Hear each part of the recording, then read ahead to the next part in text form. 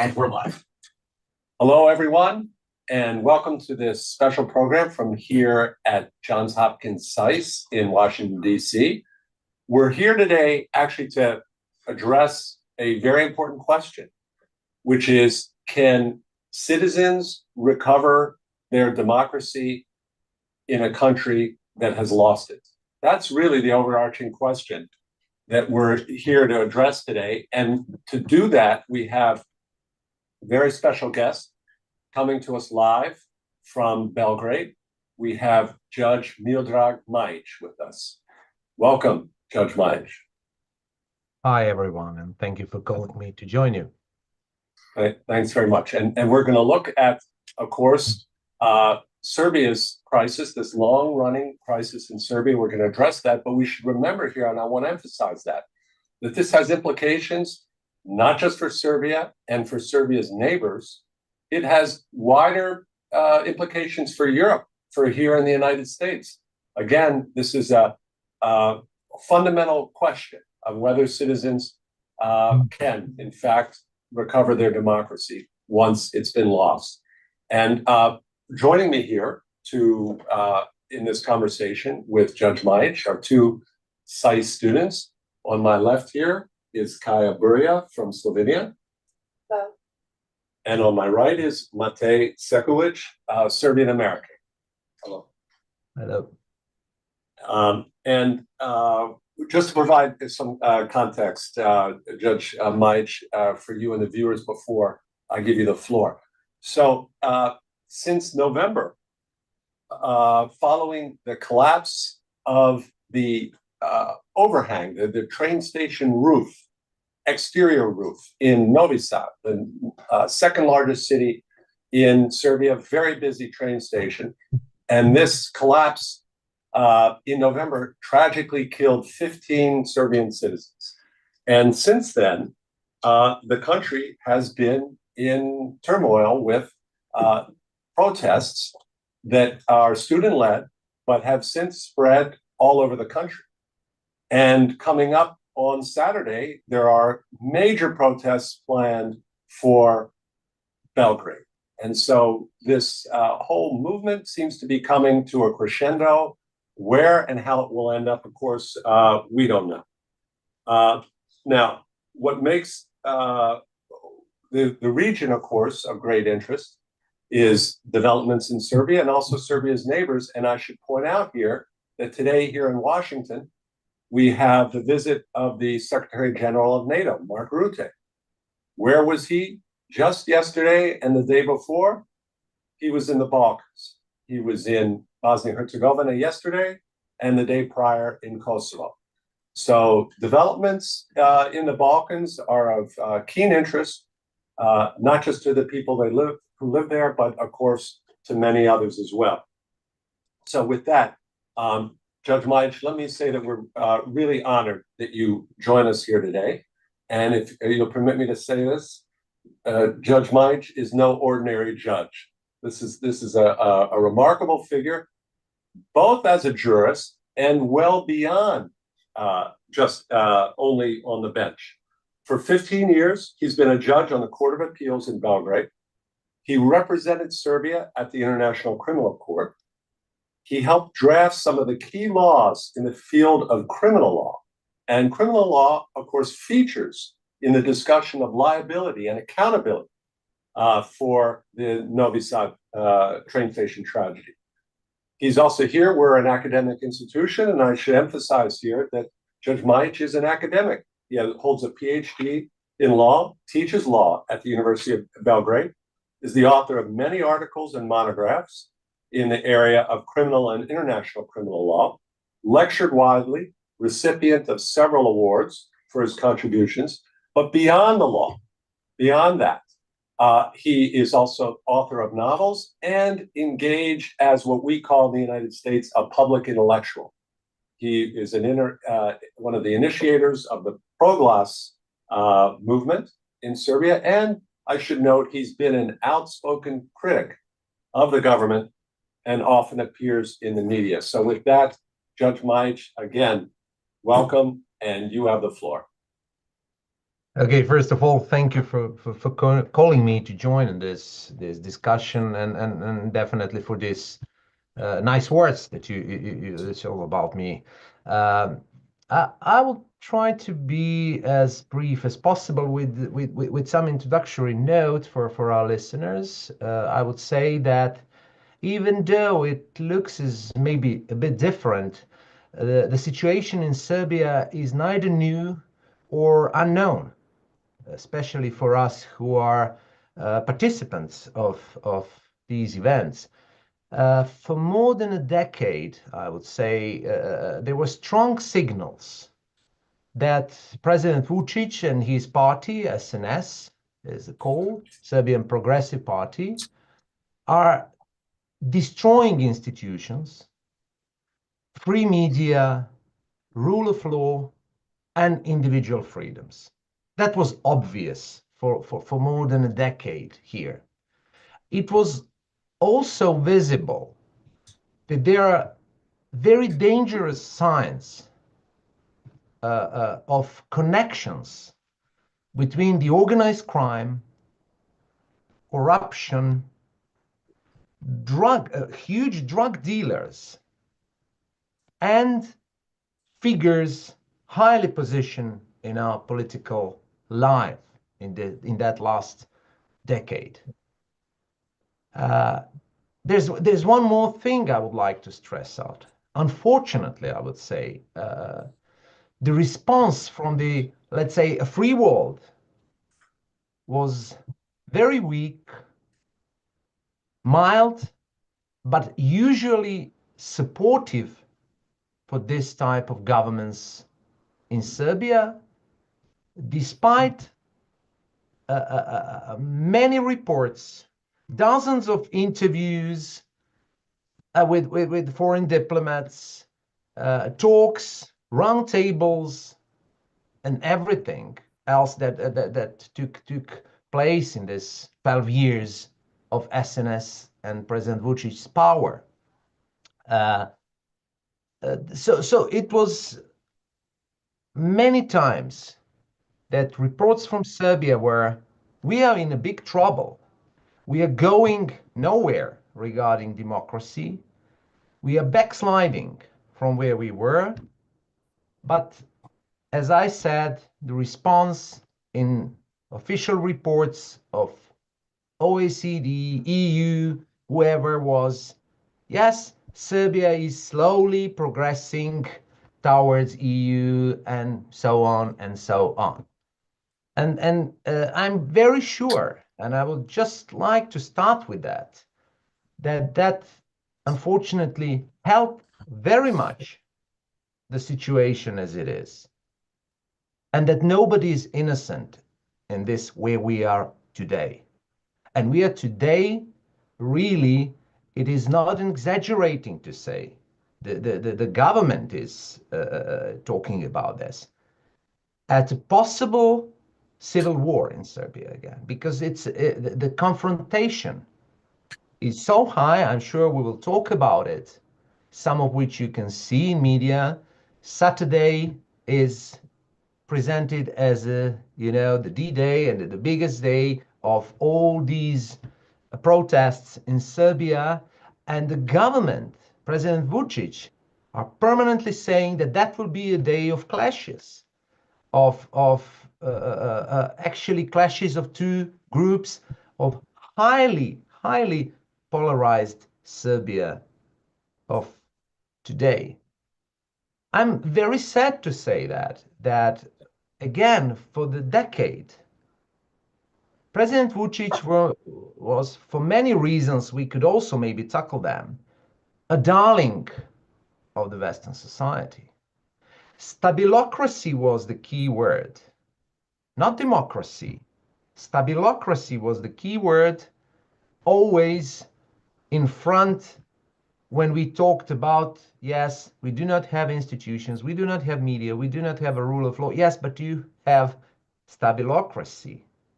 Of course, during the years, for vast majority of citizens of Serbia became at least clear why is that going on. It seemed somehow that for powers, and unfortunately, especially in this context for the West, Vučić was a guarantee of dealing with Kosovo issue and in recent year of lithium issues and stuff of that.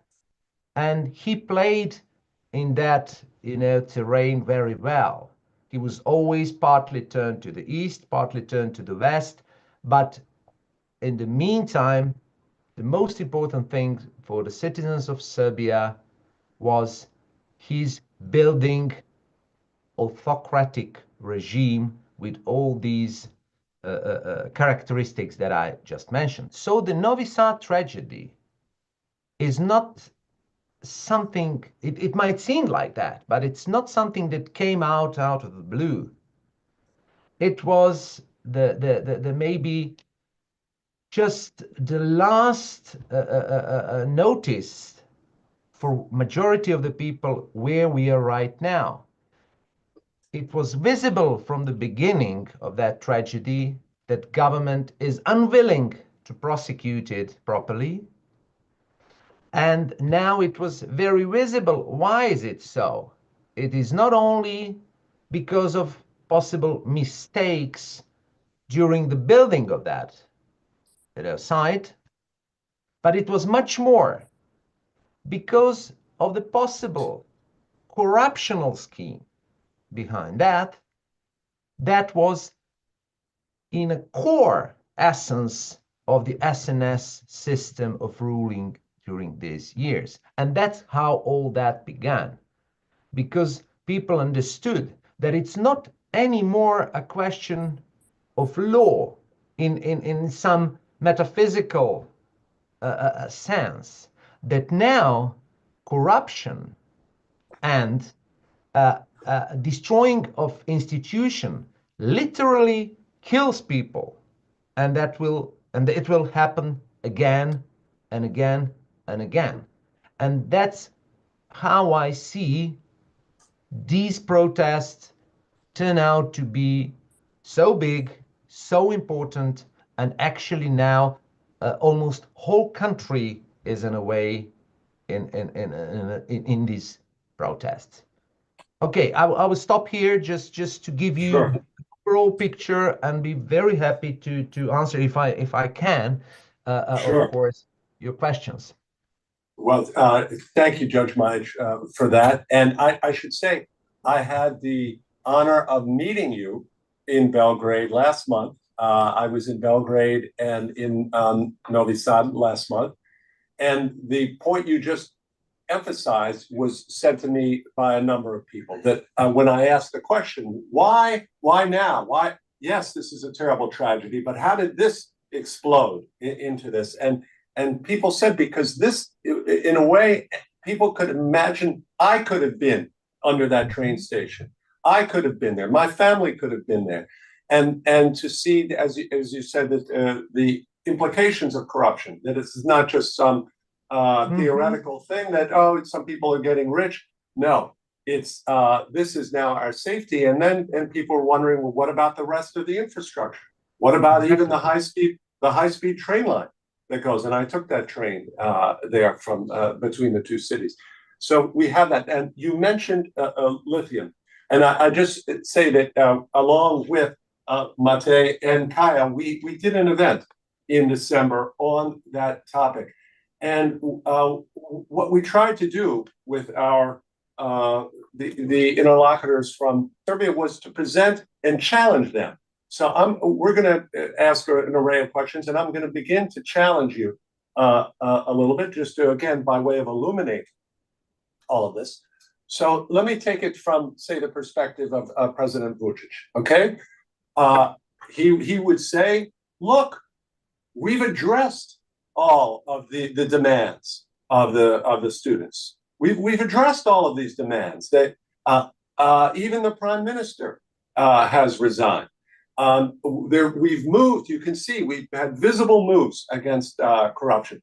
Our courts have put forward a prosecution So, and yet they're continuing with all of these protests. And here they're going to come in Belgrade on Saturday and going to do who knows what in our country, which is damaging our image in Serbia when we want to attract investment. So, Judge Majić, how do you address that? You're as a judge, a jurist. Have these demands been addressed? Is there a proper prosecution moving forward? Is there a movement against corruption? How would you address that? Yeah, thank you for that question. Of course, I will just first of all inform you that from the, let's say, day 3 maybe after the tragedy, President Vučić started with, we showed all our evidence. And he said that 7 days after that, and 2 weeks after that, and a month after that. And in the meantime, new evidence emerged. That's the first thing you need to know. There were 2 or 3 days after the tragedy, I was in a very popular TV show here, which runs every week. And I said that the first thing as a professional, if I would be in charge in that case, that was just a couple of days after the tragedy, would be not let's say, the constructional evidence. I will go first for financial evidence. I will first start up to see the contracts, the changing of the contract, and the money flow in this case. I was severely attacked the next day in media saying that this is stupid and that how could I say that this has anything to do with corruption? 2 or 3 months, I think 3 months after the tragedy, and of course, after the huge protests, the prosecutor for organized crime did exactly that, 3 months after that. So what we are witnessing is definitely not a real effort to find out what happened, who took the money, who took the bribes, where all that money went afterwards. But it's just giving piece by piece and connected to how big the pressure is. And of course, the thing that you mentioned are the processes that were formally, let's say, started. First of all, there were a couple of higher political figures, higher political names under some kind of investigation. None of them is in jail. For some of them, we don't know where they are right now. And especially nothing about that corruptional side of the thing is investigated regarding them. So we are still in a process of, let's say, opening the documentation. And it's already more than 4 months afterwards. And just to mention one more important thing, it's a very unusual, even in this country, to have 3 different prosecutors to prosecute this case. We have a prosecution in Novi Sad, we have a prosecution in Belgrade, and we have a prosecution in organized crime. Time after time, they're accusing each other who is responsible, who has a jurisdiction, who's not. This is very dangerous for a case because if everybody who is dealing with criminal cases and prosecuting criminal cases know that you really need to have a couple of your investigators who are completely devoted to that case and all material is with you. With this, separation of parts of the case are there, but you can actually destroy the case. And we are very much afraid that this is something that is been doing, at least that this is a special way of controlling how that case should not go somewhere, in a direction that is dangerous to our politicians. So nobody here really believes that this investigation is ran, especially when you know who are these prosecutors and so on and so on. But this is something that we really did. So the students' requests, that is the reason why students' requests are still there. They know that they are playing games. First of all, President Vučić on the first day said, no, that part of the station was not reconstructed. I guarantee you for that. Afterwards, it was obvious that it was reconstructed. So from the highest politicians, you see clear signs that they are trying to control that case and to hide information about that case. And that's why student requests are still there.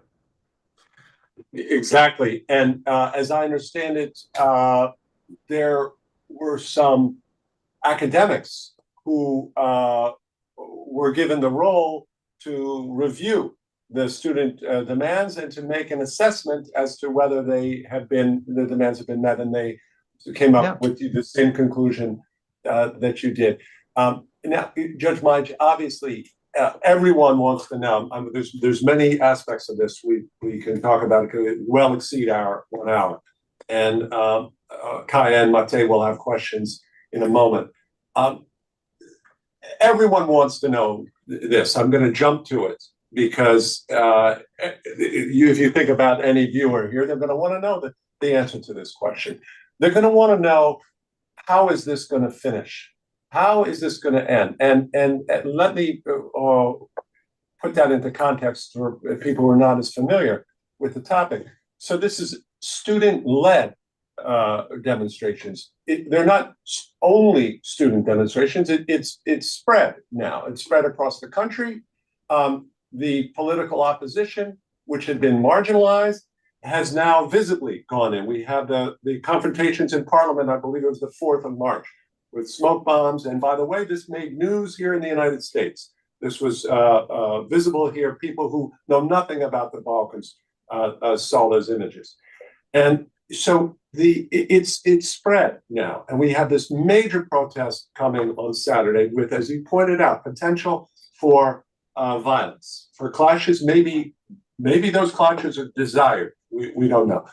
But and the organization that you helped initiate, Proglas, had a suggestion for a resolution to have a form of they didn't use this term, like a technical government that would put into place serious reforms to then have elections.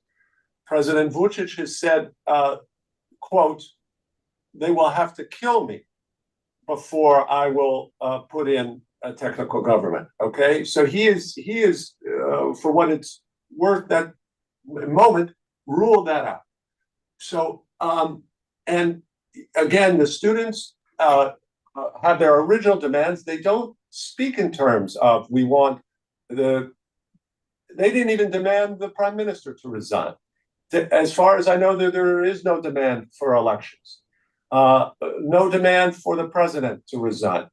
So how does this groundswell of dissatisfaction and demand for, as someone put it to me last month, I said, what is it all about? They said, we just want to live in a decent society. We just want to live decently in a decent society. How does that articulate?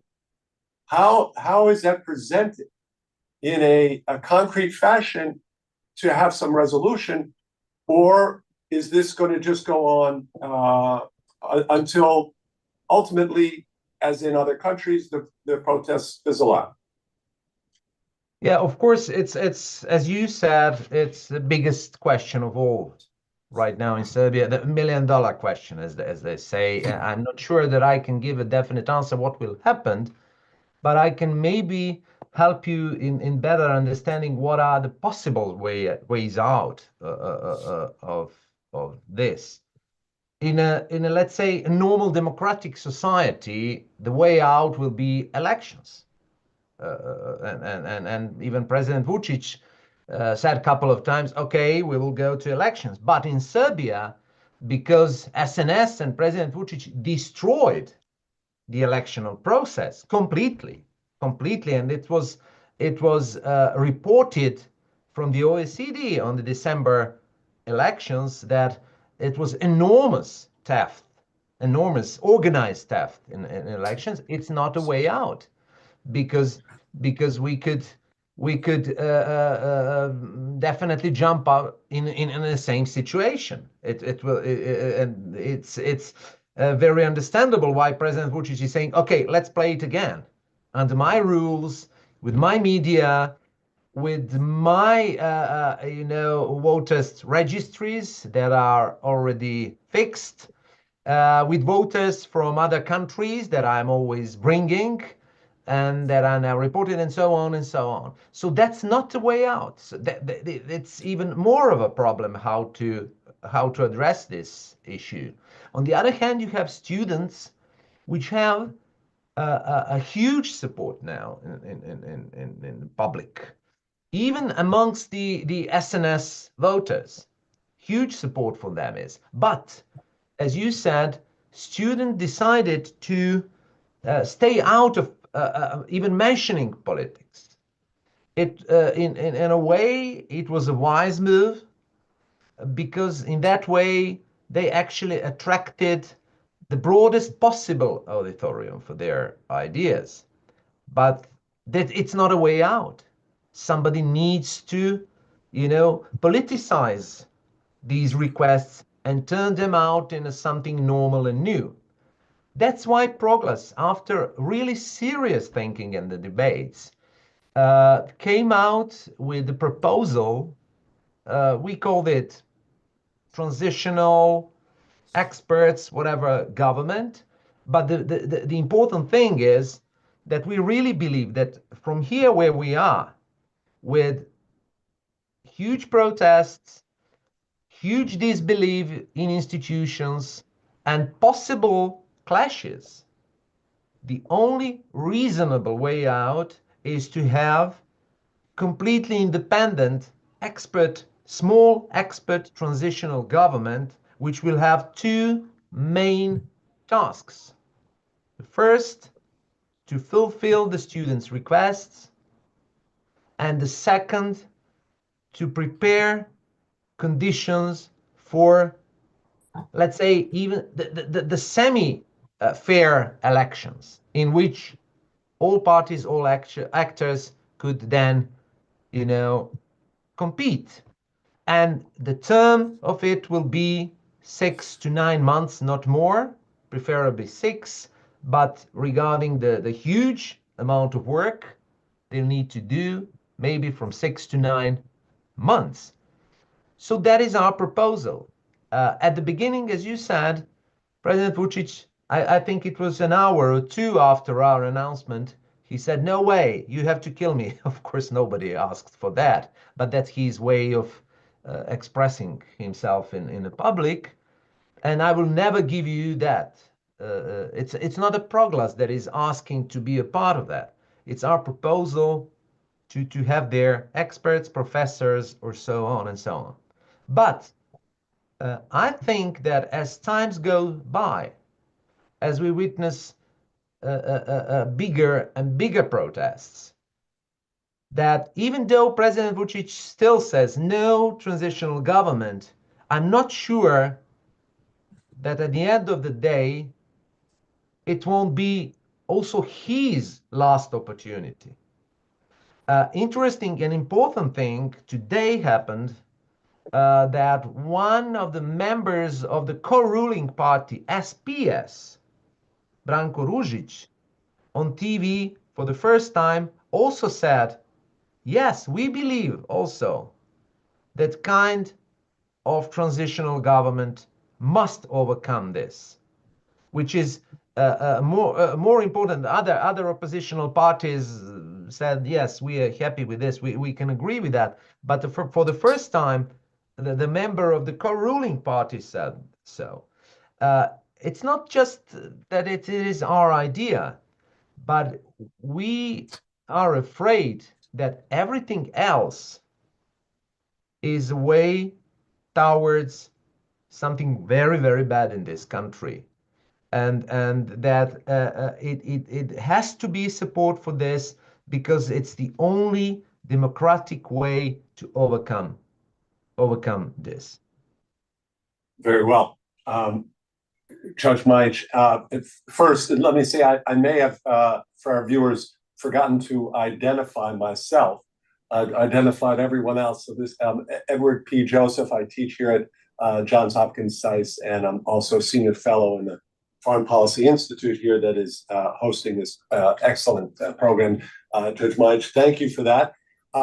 Before I turn it over to Mate and then to Kaya, to ask you questions, just to comment on the transitional government. Of course, this is the model for this in the region was in Macedonia, Montenegro, the Macedonian model, and just quickly, it succeeded. It required extensive mediation, especially by the United States. The U.S. ambassador, I've spoken to him, was deeply involved in this, and it took place over quite a bit of time, number one. And then number two is, of course, as figures in Belgrade, you mentioned the governing parties would know, it resulted in the loss of power by longtime Prime Minister Nikola Gruevski, who remains in exile. He fled the country. Exactly, and he remains in your northern neighbor there, Hungary, to this day. And so that result, no doubt, may be on the minds of some folks in Belgrade. With that, let me turn it over to Lente. Absolutely. Please. Judge Majić, thank you so much for being here with us. It's very insightful to hear you speaking about this issue. It's a very relevant topic in the Balkans currently. You spoke a lot about the lack of rule and the institutional strength that's been hindered by the pervasive presence of the ruling party of Serbia that hinders the legal processes in the country. My question is specifically about constitutional legal approaches to this issue. Obviously, if this was the best case scenario, the courts would be able to determine who would be at fault and they would be rightly prosecuted in the situation. So in the Serbian constitution, there's a consumer protection article 90 that states that the Republic of Serbia must protect its consumers, especially prohibited actions against health, safety, and all dishonest market practices. So obviously, every construction project in Serbia has a government official who comes to check the safety protocols that are happening within the country. From my previous research on the lithium market, I've spoken with professors at the University of Belgrade that have confirmed that certain people that go out to check the safety protocols are actually not only bribed but also threatened to lose their jobs from people that are involved in the project. So that is certainly an issue. But where are specifically for this issue that happened, where are the Chinese construction companies placed? Where is their fault placed? Where is the fault of the construction safety protocols, the people that came from the government to check on them? And how would the Supreme Court of Serbia, what would be the legal procedure, and who would be the people, I guess, in the best case scenario, if there was no involvement by the ruling party, what would be the step-by-step way of ensuring and seeing who was at fault, which companies should be taxed, or who should be put in jail in terms of this procedure, just to kind of outline it in the best case legal scenario, if there was no meddling? In your opinion, what would be the process? Thank you on this very, very complex and very well-based question. Actually, I see how much you're involved in this. The best case scenario, as I said, would be, it's easy to say but difficult to obtain, to have a really powerful and free prosecutor who will, it's not that we do not know where to start digging. We know where to start digging. The problem in Serbia, like in all captured societies, is that you just cannot do this, because the strength of the ruling party is such huge. They have their people everywhere. in a police, in of course in government bodies, and even in private entities. They are dealing with. I mean, you have to understand that nobody, especially in these big jobs, is getting a job without having a connections with the SNS party. And that's where you will start, where you should start digging, because it's not only a problem that they are illegally obtaining jobs. It's a problem that and very well ground suspicion is that a vast majority of that money is not going in a job itself, but it's going into financing the party, the people around party, all these I don't know, tens and hundreds of thousands of members, and their job in promoting, you know, virtual picture in Serbia. So that's where will you start to dig, because there are a couple of things that even if you are not a criminal lawyer, even if you are not a constructor, will immediately turn your attention to regarding this job particularly.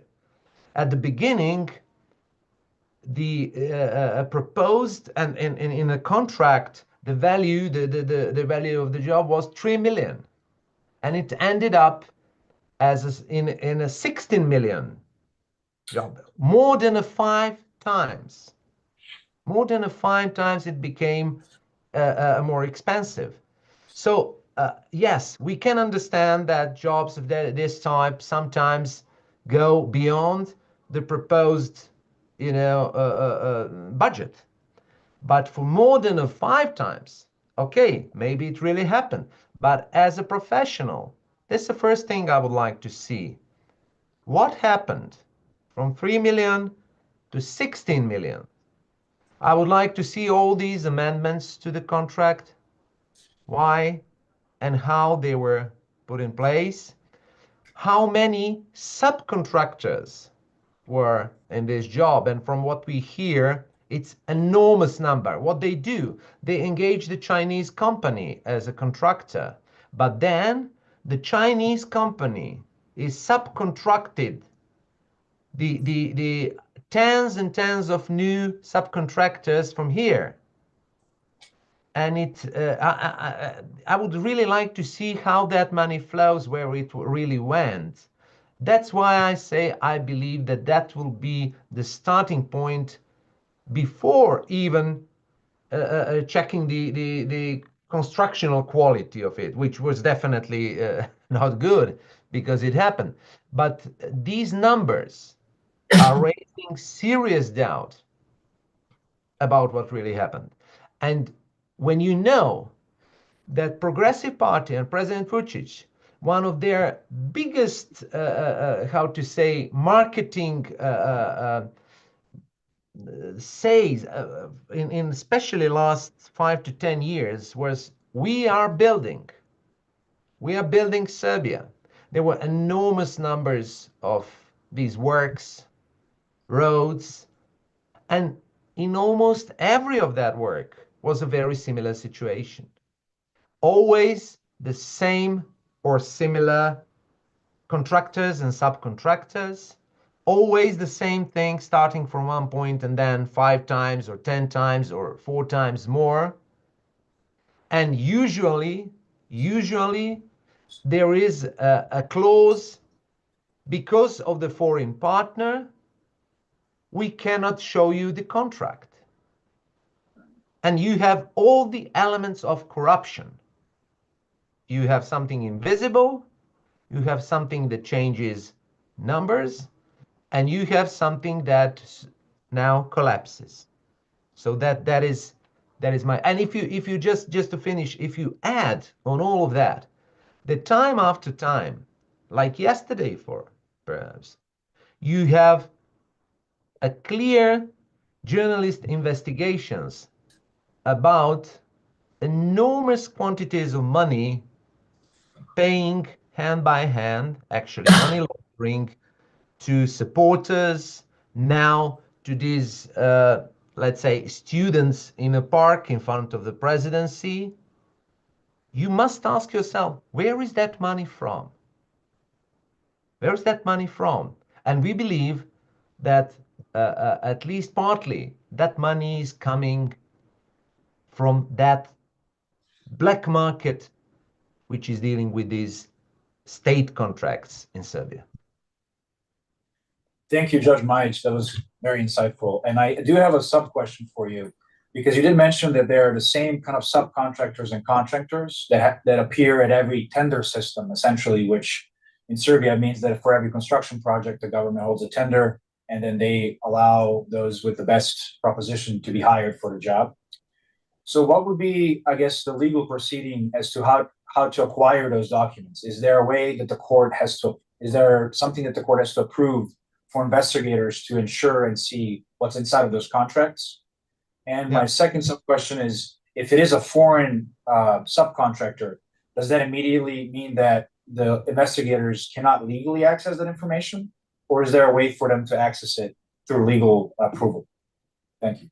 In a criminal law system, even in our country, as a criminal judge or a criminal prosecutor, I could enter every single contract in a criminal proceeding, however it is closed or open. But we never come up to the criminal proceedings in these things.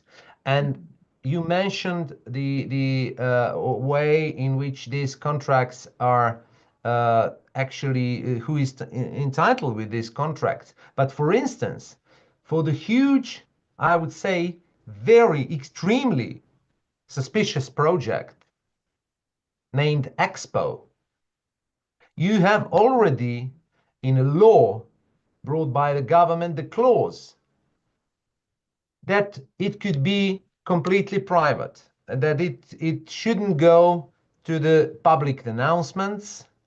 It can be dealt by direct contracting with whoever government wants. So we believe that this is the next huge corruptional, let's say, well, in this country. And that's why the President Vučić and the SNS are so eager about Expo. They're just talking about Expo. We need to do Expo. This is a huge project. But when you see the law on Expo, you will see that this law is actually law made for corruption, because you cannot see how you get a job there. Government doesn't need to show that. And it is closed like with any other, like with Belgrade waterfront, for instance, and everything else. So it's basics of corruption are saying that you shouldn't do that in this way. Thank you very much. Thank you. And Matej's question reminded us, and for some who may not realize this, that this train station collapse, this tragedy in Novi Sad last November, was part of China's Belt and Road. This was a Belt and Road project, and China was the general contractor. Yeah. And there were these various subcontracts that you and that Matej was asking about. There, and because some will be wondering about U.S. policy, and that's obviously a big question. And you noted how the support that President Vučić had received both from EU and U.S. officials, including obviously very visibly in the last administration. Let me just note with China that this is presents a irony or an interest for the Trump administration, because President Vučić has gone beyond just a friendship with China. He invited Xi Jinping last May. They signed 26 different agreements. They've advanced from a strategic partnership to the highest level of cooperation and collaboration. So if you make China your number one concern, foreign policy concern, then of course the question about how you would approach the number one friend of China in the Balkans. So with that, let me turn it over to Kaya, please. Thank you. Thank you, Judge Majić, for being with us. My question, I guess, is more personalized. As a judge, you definitely have engaged in politics in a way that judges usually refrain from. And you have openly vocalized your discontent with the current government. and called for change. What do you see the role of judges being in a society that is so adamantly fighting for the rule of law, democracy, and social issues that we see in Serbia today? Yeah, thank you. This is also a very complex question, but thank Yeah. you for that. It is for even for a special session to talk about it. Yeah, I really, unfortunately, I would say I have a long history of how to say, battling with systems that I found anti-democratic in a society. You know, we have a problem as judges, not only in Serbia, I would say so.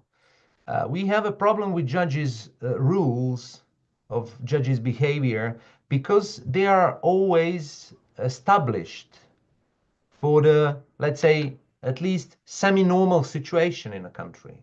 In a country where the court is a court, where the assembly is assembly, where the president is the president, and when you have a certain and normal amount of separation of powers.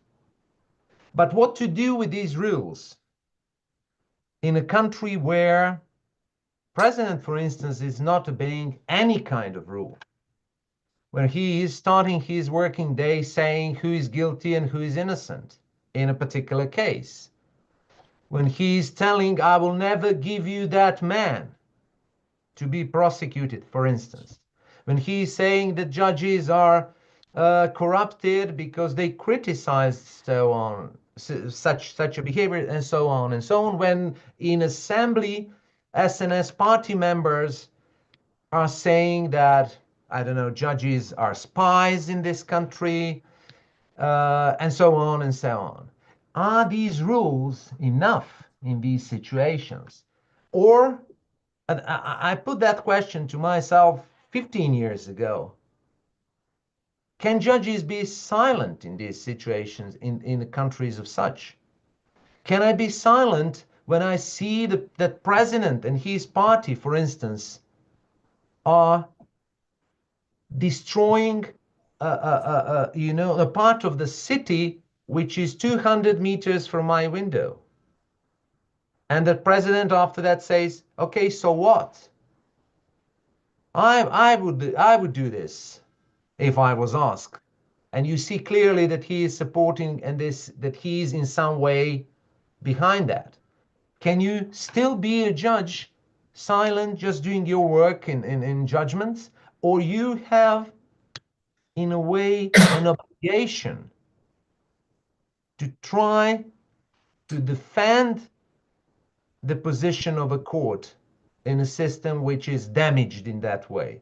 So I'm not saying that I'm right for what I'm doing. I'm just trying to say that I could not stand to be a judge in a society like this if I was silent about much higher crimes that I witness than the one that I judge about.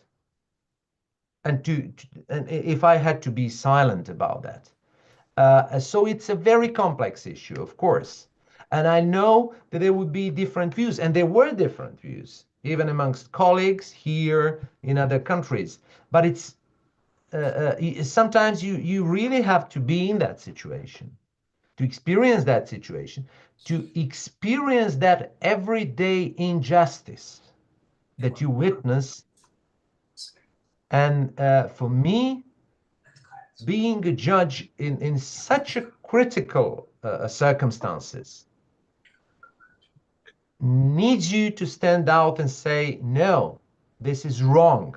I'm not anymore just a judge who is dealing whether it's a crime, this and this, or is a theft, but I have to say this is wrong for the society, because we are losing our constitution, we are losing a rule of law, and we are losing separation of powers. And if no judges say that, who's going to say that? International community is silent. It has their own interests. President of the country and the assembly are perfectly okay with that because they created. So who's going to defend society then if judges are just with a blind eye and do their everyday job, which, to be honest, vast majority of my colleagues do. And I'm very sad about it. Yeah, thank you. I agree. Yeah, thank you Thank you. for your answer. Judge Majić, I told you that we like to challenge our guests here, so I've got a difficult question.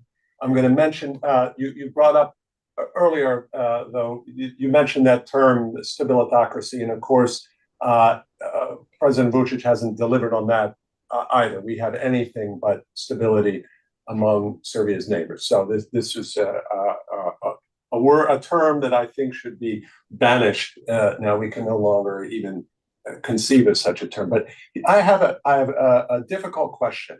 Again, sort of challenging you. So we see this skepticism from the students themselves. They do not want to engage with politics. They do not want to engage with the political opposition. So how do you confront that? You just, in answer to Kaya, you said, look, I can't stay silent. This is eroding rule of law, this corruption. How would you address? President Vučić would say, or has said publicly, but he would tell you, he'd say, what are you talking about? What alternatives? Just remember back before we came in power, they were corrupt too. They did the corrupt privatizations that damaged our workers. They did all of those things. Serbia was weak.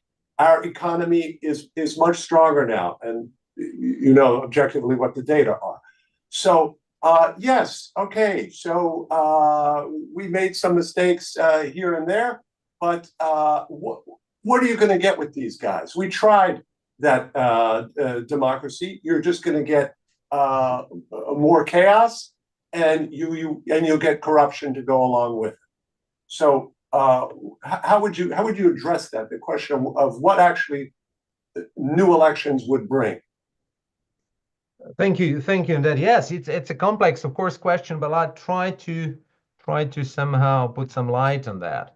That's a very popular mistake that President Vučić is playing on, and very successfully, because his game is always, as you said, it's me, and on the other part could be only somebody who was also there and who was a previous power. There's nobody else. But in the meantime, what happened? He completely took the media. He destroyed political parties. He actually created an atmosphere in a society that nobody decent will enter into any kind of politics. What will happen if we will have, for instance, 6 months of the open, real, national broadcasting TV? If the RTS, for instance, is open, which is a part of the Progress proposal,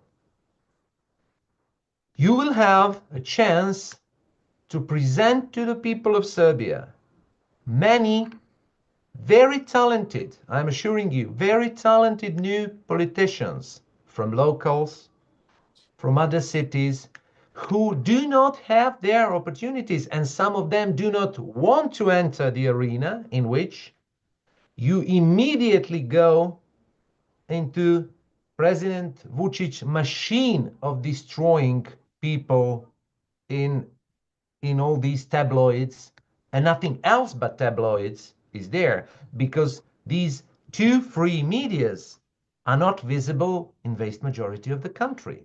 So if you will have, I'm just talking about one little precondition, if you will have an opened RTS, which is, by the way, their job, which is, by the way, the reason why Serbian people is paying to them.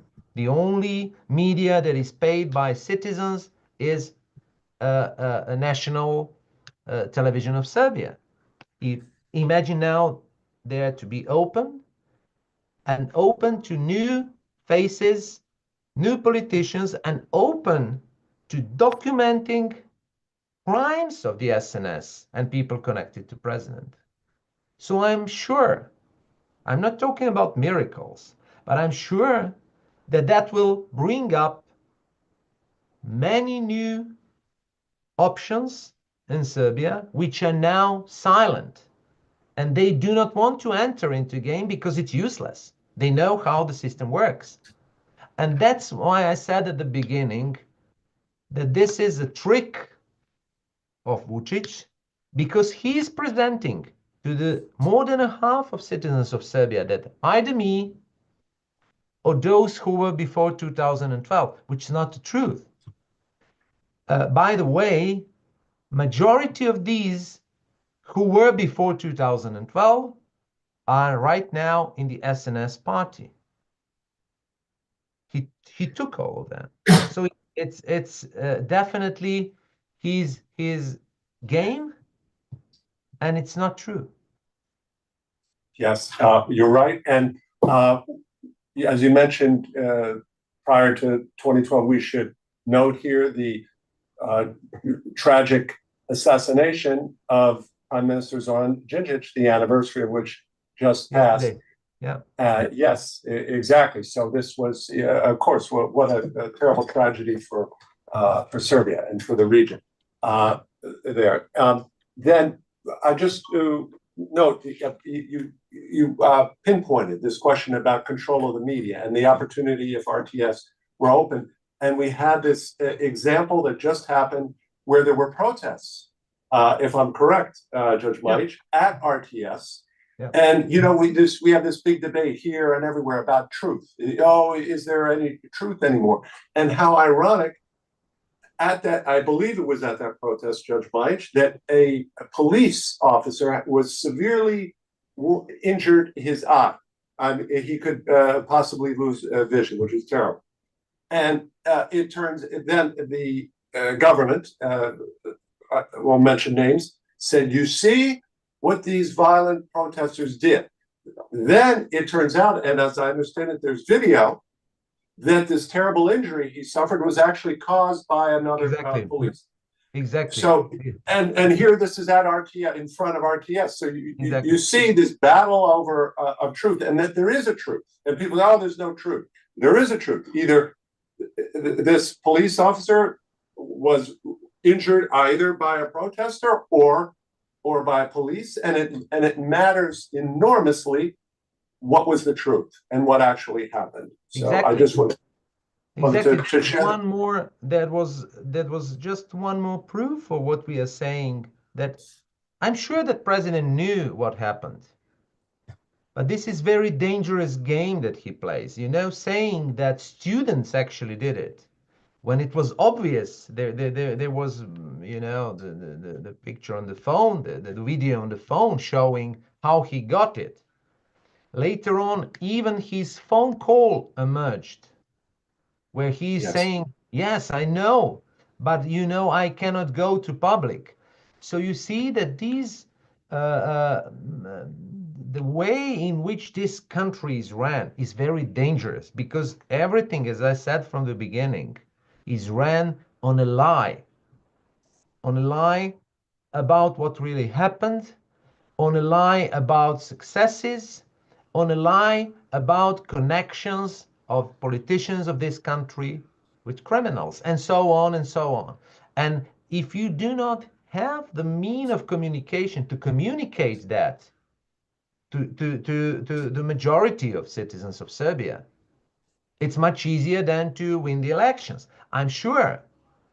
However, I know the majority of these voters are poorly educated, economically unstable, but I'm assuring you that there won't be a lot of people who will support anymore SNS and President Vučić if they knew some of this, what we are talking about. But they are permanently lied, and their picture about what's going on in a country for 12 years, it's completely, disintegrated and put it in a way in which President Vučić wants them to see things. Very well. Great resonance and relevance, not just for Serbia, but in many other countries, from what you're saying. Judge Majić, Mate, I know you have another question. Just one last question, Judge Majić, and thank you again for being with us here today. I don't want to take too much of your time, but the question is related to broader geopolitics in the world. As we see with the new election and the way that the world is headed, the West is slowly moving away from Russia and China. And President Vučić, as you mentioned, is a stabilocrat. So he's able to balance between the West and the East. As you can see very recently, Trump's son, Jared Kushner, is looking to build a hotel in Belgrade. China's River and Belt Initiative. So do you think the West and the EU is looking to pressure Serbia to choose a side, or can he continue to be in this limbo? And I guess kind of a follow from that is then there really is no ability to change the stabilocracy without either Western pressure or an actual civil unrest, which would be the worst case scenario for the public. So I just want to see what your take would be. I just quickly jump in as we have our also our colleague from Bosnia Herzegovina here, Ismet Fatih Chanchar, and who knows, of course, we have no stabilitocracy. It's a misnomer. It's a complete misnomer in the Balkans because President Vučić is not any source of regional stability. It doesn't mean others don't have their responsibility too. They do, but it's very clear that President Vučić, whatever concept was there, that you have a strong man who will deliver regional stability is completely false. But please, I agree that it's false. But we have to know that for the decade or more, that was the concept. It is not that I invented that word. I heard so many times, even in the meetings in Belgrade, abroad, about whether should we opt for stabilocracy and so on and so on. So stabilocracy was definitely, and maybe still, unfortunately, is the idea about what Balkans should be. But what I agree completely with you, and then I will come to your question in that way.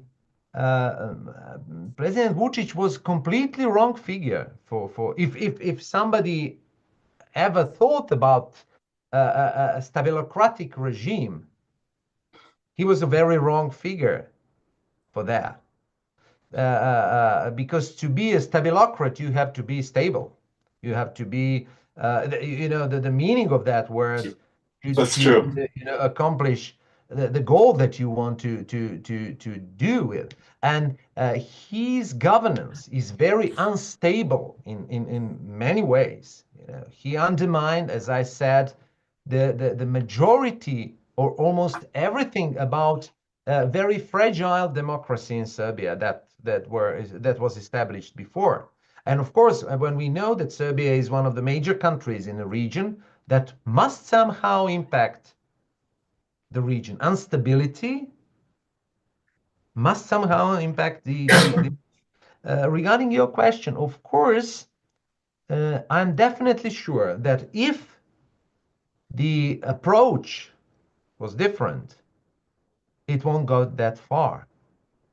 But it was very clear that President Vučić and the SNS party was so sure that they have, the completely open road for whatever they're going to do in the country, only if they fulfill their, let's say, duties with the partners from West or East. That was so visible here because his rhetorics in Serbia was and still is completely different to his rhetorics abroad. Here, he was always addressing to the Western partners, as he called them outside, as an enemies. And abroad, it was completely different. But he was very aware that he is a darling. And he knew that. And he understood that position as a position in which he can do whatever he likes in this country. And that's the main problem. And that this struggle and this problem also is such a huge problem in Serbia, because for the first time with Milosevic it was different. There was support from all around the world to change the government, took the wars, who did what they did inside the country, and it was much easier. Here, the fight of the students and the citizens, and everybody knows that. This time we need to do this alone, which is sad in a way. But on the other hand, it is harder. But on the other hand, I think it's even more important, because you see that the way in which you started this conversation, that you have something as real, unprecedented, I would say, genuine resistance of citizens, and a real, how to put it, democratic fighters. It's not some movement organized by USAID or whoever. It is something that emerged from a country that suffered for 12 years, and it really emerged from inside. It's a genuine resistance. I think that based on certainly the conversations that I had, it was very clear to me last month that that was the case, Judge Majić. And I want to welcome viewers in Serbia, in the region, and in Europe. We started here at 11 a.m. Eastern Time. Not to worry, this very insightful conversation with Judge Majić is immediately available to you in its entirety with the same YouTube link. And then, of course, Johns Hopkins SAIS Foreign Policy Institute will later post it. It'll be on our social media. We'll post the link. But not to worry, you can watch this conversation in its entirety on this exact same YouTube link. It will be there permanently. So, Judge Majić, to close here, and you've been very generous with your time with us today. You mentioned this disappointment with Western European Union, United States, with their posture throughout all these years, through a long time towards the government. And especially, we should remember here that Serbia is in a different case, that this isn't just, sticking nose into countries and telling them, you have to be democratic. No, Serbia is by its own sovereign choice, a European Union candidate. So this is not dictating and telling Serbia what it has to do. But if you want to join the EU club, you have to abide by those rules. And so in the Balkans, this is critical. I'd like to ask you one very specific question, which will have, I believe, great relevance here in Washington, and as well in Europe, in Brussels, and in EU capitals. One very specific question, and then a wider question. So the specific question is this, and again, this will be for the most pure realists, looking at just pure self-interest, which is understandable. American self-interest, it's understandable, perfectly acceptable. European self-interest, perfectly understandable and acceptable. Let me ask you this specific question. Can President Vučić deliver lithium? Can he deliver lithium?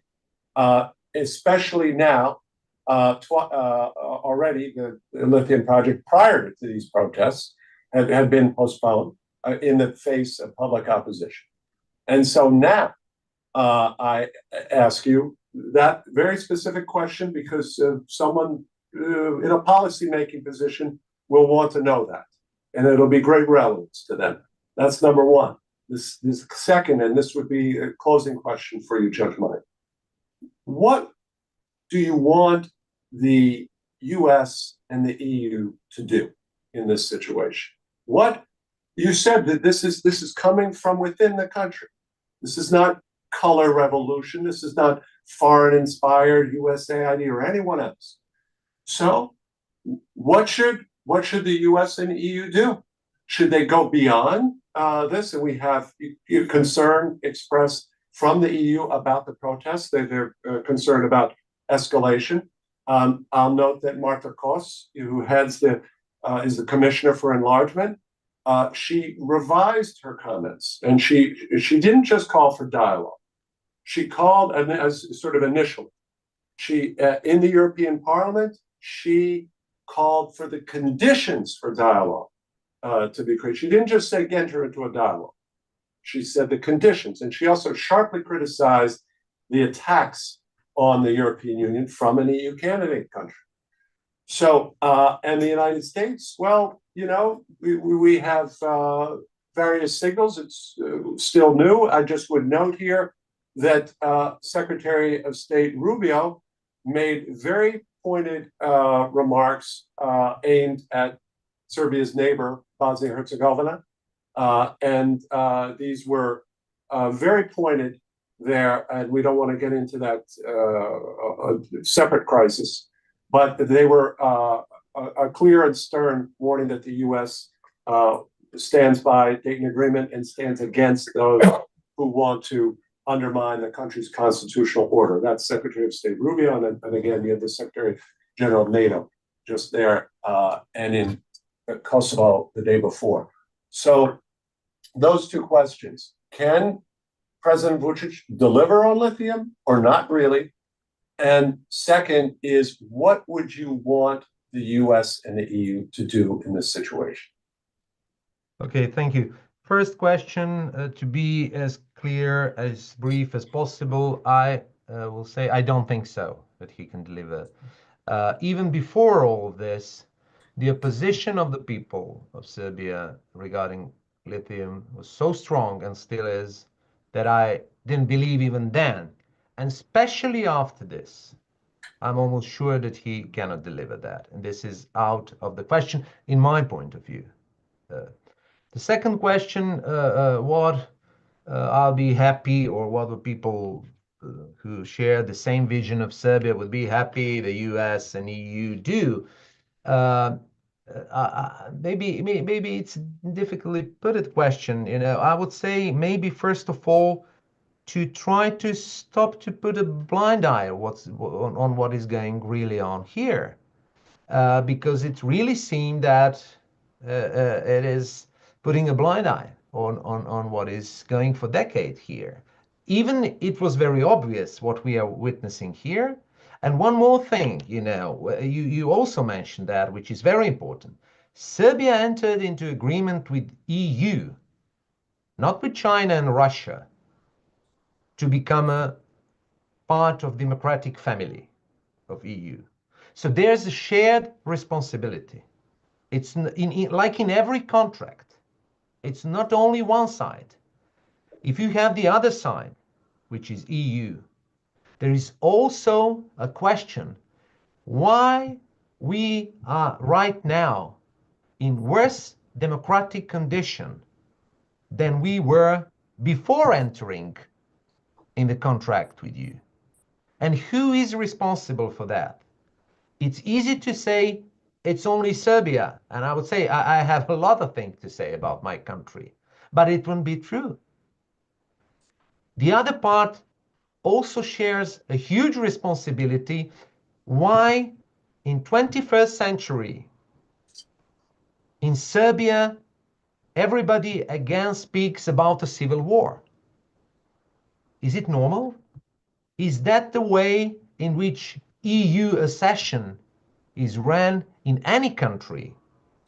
And not only that, why your reports during all these years where Serbia is approaching, Serbia is making moderate or big progress? Who was lying then about what's really going on in Serbia? And who is responsible for that? And who would be responsible if something serious, bad happened here again? Will it be another misjudgment about Balkans, which we had in the past, many of them, and who will be responsible.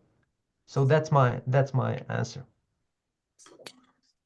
Judge Majić, thank you very much. Thank you for that. Thank you for joining us today. I sure that Kaya and Mate agree with me that this was an outstanding and insightful conversation. And again, in my view, given the tremendous uncertainty that pervades so many countries, including our own, that this has great relevance. This is not just for Balkans experts. This is a great relevance, what you're speaking about today. And so we're very grateful to that, for that. And I want to mention and share my hope. I know Mate and Kaya share this, that things will go peacefully on Saturday and going forward. No And one beyond Saturday. Yeah.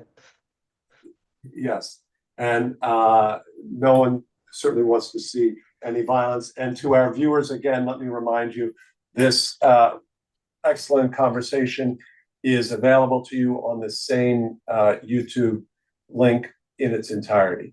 So from here in Washington at the Johns Hopkins Bloomberg Center, Edward P. Joseph saying goodbye. And again, thank you so much, Judge Majić. Thank you. Thank you. Thank you. Goodbye. Thank you.